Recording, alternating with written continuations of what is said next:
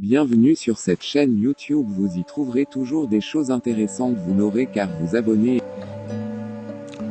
Quel est donc le serviteur fidèle et prudent que son maître a établi sur ses gens pour leur donner la nourriture au temps convenable?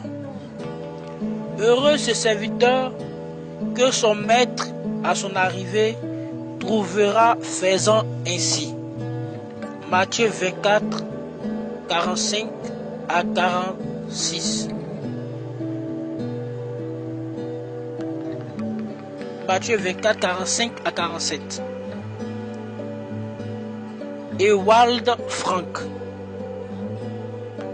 Chaque fois que Dieu veut donner un message particulier à son peuple, il envoie un prophète pour le temps concerné. En effet, la parole de Dieu vient d'abord au prophète, selon qu'il est écrit dans Amos 3, verset 7.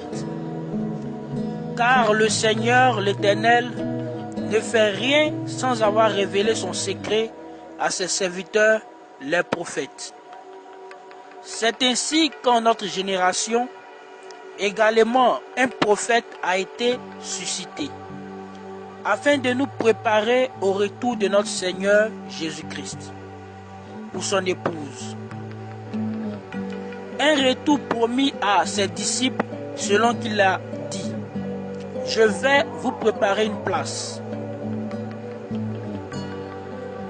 Et lorsque je m'en serai allé et que je vous aurai préparé une place, je reviendrai et je vous prendrai avec moi, afin que là où je suis, vous y soyez aussi. Vous savez où je vais et vous en savez le chemin. Jean 14, verset 3. Quel est ce chemin dont Jésus parle? Au verset 6 de Jean 14, Jésus nous dit: je suis le chemin, la vérité et la vie. Au travers du ministère de notre frère Branham, il nous a été montré qui est Jésus-Christ et quelle est l'importance de son nom pour ceux qui se réclament de lui. Par le biais des prédications inspirées de la parole de Dieu que notre bien-aimé frère a apportées, Dieu mettait en réserve la nourriture spirituelle qui nous est actuellement nécessaire. Mais à quoi sert la nourriture si elle n'est pas mise à disposition de ceux qui ont faim et n'est pas distribuée?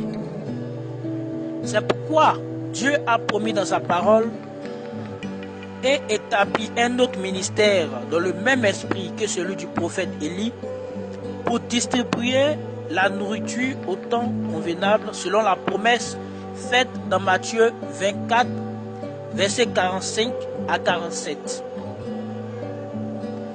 Ce serviteur est prudent, nous exhorte à rester sur le chemin révélé en nous mettant en garde contre les fausses interprétations de la parole de Dieu et nous expose la vérité selon le ministère de docteur. Un docteur de la parole de Dieu est un homme capable de prendre les versets bibliques concernant ce temps et de les mettre en rapport les uns avec les autres.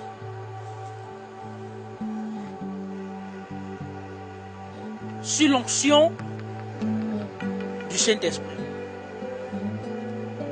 C'est ce qui a été pleinement confirmé tout au long des années par le ministère de notre frère Ewald Frank. Depuis son enfance, Dieu avait mis en frère Frank l'amour pour la parole de Dieu. À l'âge de 14 ans, il lisait la Bible, poussé par une aspiration intérieure véritable. Dieu avait mis en lui le désir de rechercher ce qui était juste publiquement. En 1953, il commençait à prêcher. En 1955, à Carlouche, il prit part aux réunions bénies de frère Branham. Il s'aperçut tout de suite que l'homme sur la plateforme était un homme réellement envoyé par Dieu. C'est lors de ces réunions qu'il le rencontra pour la première fois.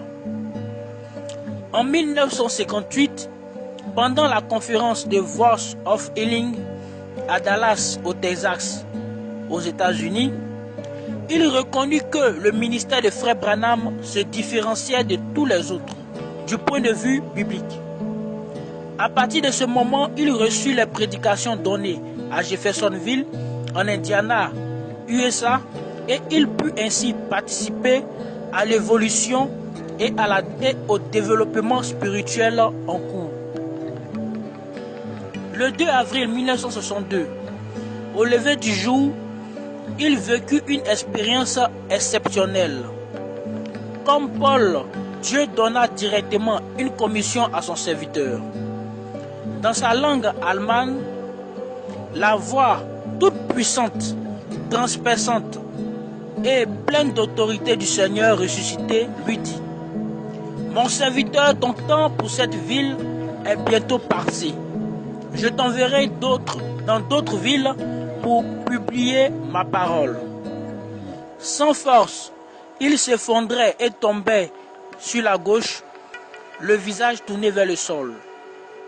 L'instant d'après, il se trouvait hors de son corps et de cette autre dimension, il se vit dire ces mots: Seigneur, ils ne m'écouteront point.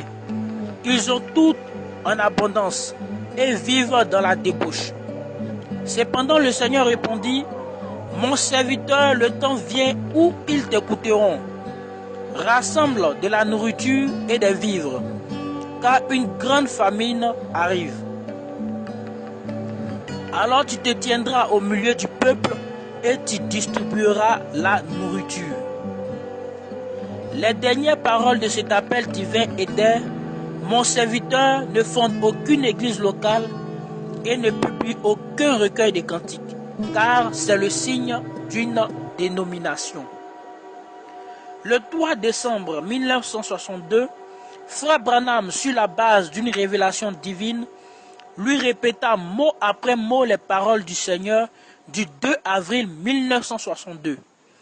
Il l'éclaira sur la signification de la nourriture non matérielle, mais spirituelle, correspondant aux prédications de la parole de Dieu que le Seigneur avait promises et révélées pour ce temps, lesquelles sont enregistrées sur des bandes. Il lui dit d'attendre le reste de la nourriture pour commencer à la distribuer. À la fin de l'année 1965, Dieu reprenait son prophète à lui, mais la parole apportée pour ce temps à travers son ministère subsiste encore.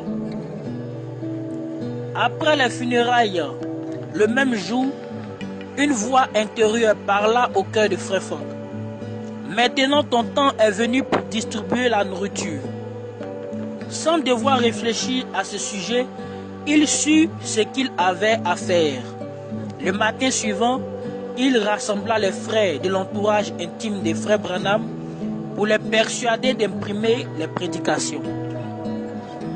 C'est sous son impulsion que ce message particulier pour ce temps de la fin a pu être propagé dans le monde entier. Conformément à la commission reçue de Dieu, c'est dans plus de 130 pays que depuis 1964, notre frère Franck prêche le merveilleux évangile de Jésus-Christ, avec un regard sur les temps de la fin, partout où les portes s'ouvrent par la grâce du Seigneur.